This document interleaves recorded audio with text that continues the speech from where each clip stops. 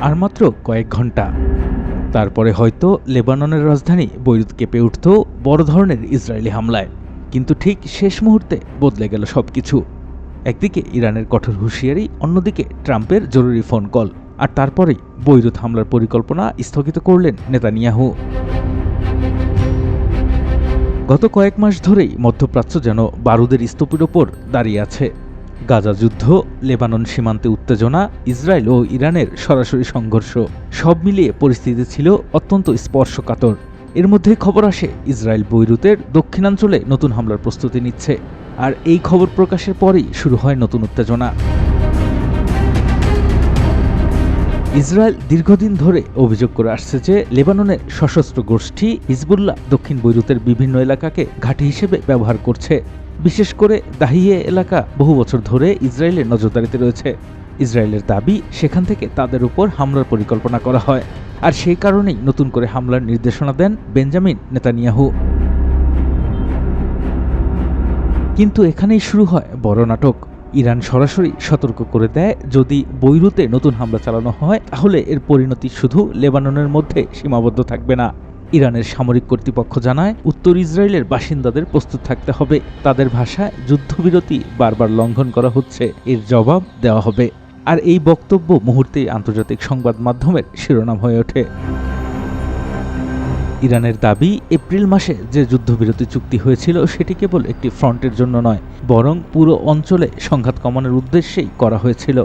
তাদের বক্তব্য, লেবাননে হামলা মানেই সেই চুক্তির চেতনাকে ভঙ্গ করা। এ কারণে তারা বিষয়টিকে অত্যন্ত গুরুত্বের সঙ্গে দেখছে।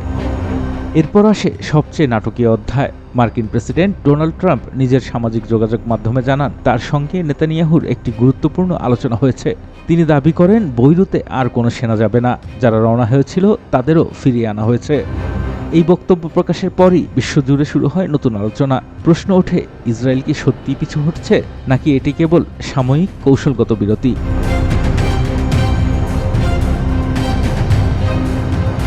ট্রাম্প আরও দাবি করেন, হিজবুল্লাহর প্রতিনিধিদের সঙ্গে আলোচনা হয়েছে। তার ভাষ্যমতে উভয় পক্ষ গোলাগুলি বন্ধ রাখার ব্যাপারে সম্মত হয়েছে। যদিও এই দাবির স্বাধীন ও আনুষ্ঠানিক নিশ্চিতকরণ তখনও স্পষ্টভাবে পাওয়া যায়নি। তবুও এই মন্তব্য পরিস্থিতি শান্ত করার ক্ষেত্রে গুরুত্বপূর্ণ ভূমিকা রাখে। বিশ্লেষকদের মতে, যদি বৈরুতের উপর বড় ধরনের হামলা হতো তাহলে পরিস্থিতি খুব দ্রুত আঞ্চলিক যুদ্ধের দিকে যেতে পারত। কারণ ইরান, হিজবুল্লাহ, ইসরায়েল এবং যুক্তরাষ্ট্র সব পক্ষ কোনো না কোনোভাবে এই সংঘাতের সঙ্গে জড়িত। একটি ভুল সিদ্ধান্ত পুরো অঞ্চলে অস্থিতিশীলতা তৈরি করতে পারত। বর্তমানে পরিস্থিতি আপাতদৃষ্টিতে কিছুটা শান্ত, কিন্তু উত্তেজনা পুরোপুরি শেষ হয়ে যায়নি। মধ্যপ্রাচ্যের ইতিহাস বলছে, আজ যে সংকট থেমে গেছে, আগামীকাল সেটি আবারও নতুন রূপে ফিরে আসতে পারে। তাই বিশ্ব এখন নজর রাখছে ইসরায়েলের পরবর্তী পদক্ষেপ কি হবে, ইরান কি সিদ্ধান্ত নেবে, আর যুদ্ধবিরতি কতদিন টিকে থাকবে। একটি ফোন কল, একটি হুঁশিয়ারি আর একটি স্থগিত সিদ্ধান্ত, এই তিনটি ঘটনা আপাতত বৈরুতকে বড় ধ্বংসযজ্ঞ থেকে রক্ষা করেছে বলে মনে করা হচ্ছে। কিন্তু মধ্যপ্রাচ্যের জটিল রাজনীতিতে শেষ কথা এখনো বলা হয়নি।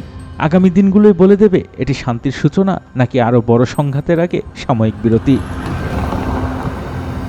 আরিফুর রহমান, চ্যানেল 9।